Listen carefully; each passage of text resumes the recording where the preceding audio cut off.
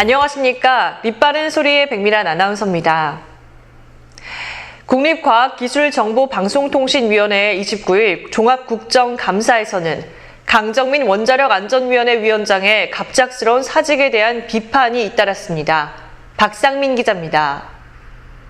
여야 의원들은 이날 오전 강 위원장이 국감에 앞서 돌연 사직서를 제출한 데 대해 국회를 무시한 처사라고 일제히 질타를 하였는데, 더불어민주당 이철희 의원은 사퇴를 하려고 했다면 문제 제기가 이루어진 그날 국감 이후 바로 해야 했다고, 아니면 오늘이라도 국감장에 와서 소회를 밝히고 사퇴 이유를 밝히는 게 도리였다며, 크게 봤을 때는 정부도 이렇게 하면 안 된다, 국회를 무시하는 것이라고 말했습니다. 자유한국당 정용기 의원은 원안 위원장이 국감을 회피하기 위해 사직서를 내고 이 자리에 안 나왔다고 지적하였습니다. 바른미래당 신용현 의원은 국감날 기관장이 사직서를 제출한 건 초유의 사태라며, 3년 임기 중 1년도 못 채울 사람을 위원장에 앉힌 건 청와대의 인사검증 시스템에도 문제가 있다며 시스템을 개혁해야 한다고 촉구했습니다. 같은 당 박선숙 의원도 4명의 비상임위원이 물러난 상태에서 위원장까지 사직해 행정 공백이 초래됐다고 꼬집었습니다. 민주당 소속인 노웅래 과방위원장도 정부가 국회와 사전 협의도 없이 사표를 수리한 데 대해 유감스럽다는 말씀을 밝힌다. 이런 일은 다시는 있어서는 안 된다. 행정 공백이 생기지 않도록 조치를 취해야 한다는 입장을 내놓았습니다. 시사경남 박상민입니다. 31일을 기해 금융권의 주택담보대출 규제가 큰 폭으로 강화됩니다. 총체적 상환 능력 비율 규제가 은행권을 대상으로 의무화되고, 저축은행이나 신용카드, 캐피털 등 여신 전문 금융사에는 시범 가동됩니다.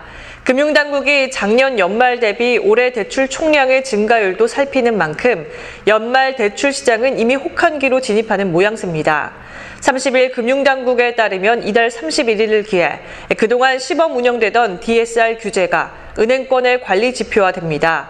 DSR은 대출자가 매년 갚아야 하는 원리금을 소득으로 나눈 값인데, 그동안 은행권의 DSR 규제가 사실상 모니터링 수준이었다면 앞으로는 의무화됩니다. 모든 가계대출의 원리금 상환액을 연소득으로 나눈 DSR이 70%를 넘으면 위험대출, 90%를 넘으면 고위험대출로 규정되는데, 은행들은 앞으로 위험대출과 고위험대출을 일정 비율 넘게 취급해선 안 됩니다.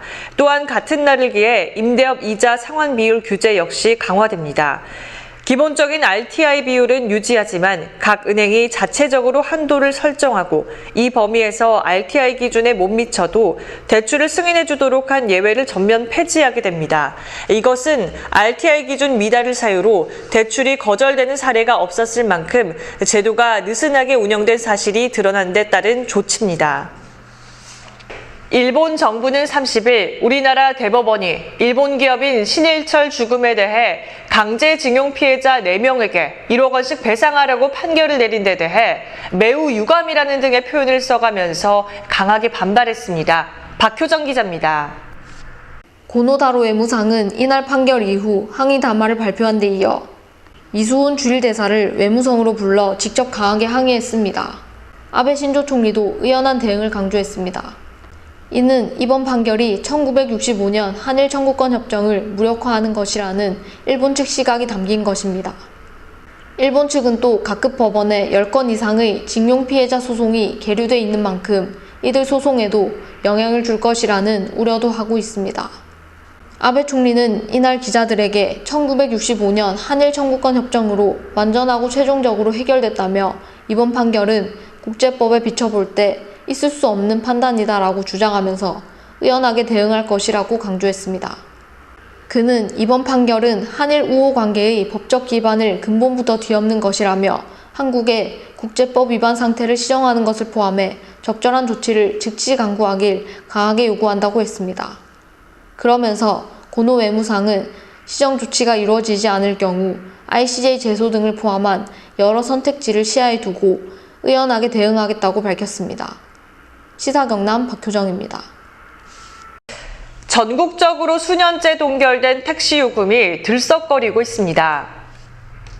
대부분 지방자치단체가 택시업계의 강력한 요금 인상 요구에 이르면 다음 달, 늦어도 내년 초부터 인상하거나 인상하는 안을 논의 중입니다. 지역마다 택시 운행을 둘러싼 서비스 개선 요구와 탈불법 운행에 대한 불만이 여전한 상황에서 택시요금 인상은 물가 인상 부담과 함께 자칫 택시업계 배만 불릴 우려가 되는 상황입니다. 시민과 단체들은 이에 대해 공공요금인 택시요금 산정 근거를 공개하고 각 지역 택시업계 경영 실태 파악, 택시기사 근무 여건 개선 등이 우선이라고 지적하고 있습니다. 서울시는 최근 열린 택시요금 정책 및 서비스 개선 공청회에서 기본 요금을 3,400원, 3,800원, 4,700원으로 올리는 세 가지 방안을 냈으며 이 중 3,800원으로 올리는 방안이 유력하게 논의되고 있습니다. 대구시는 당장 다음 달 1일부터 기본요금을 2,800원에서 3,300원으로 500원 올리고 거리요금은 134m에 100원, 시간요금은 32초당 100원으로 14.1% 인상하는데 5년 10개월 만의 인상입니다. 울산시는 최근 대중교통개선위원회를 열어 내년 초부터 기본요금을 기존 2,800원에서 3,300원으로 올리는 조정안을 심의 의결하고 거리와 시간요금은 현행대로 유지하기로 해 실제 인상률은 13.44%입니다. 대전시는 택시요금 인상 관련 외부 용역 결과 택시요금을 18.97% 수준으로 인상해야 한다는 권고안이 나왔다고 밝혔습니다. 비정규직 근로자가 전체 임금 근로자에서 차지하는 비중이 33%로 최근 6년 사이 가장 높은 수준으로 치솟았습니다.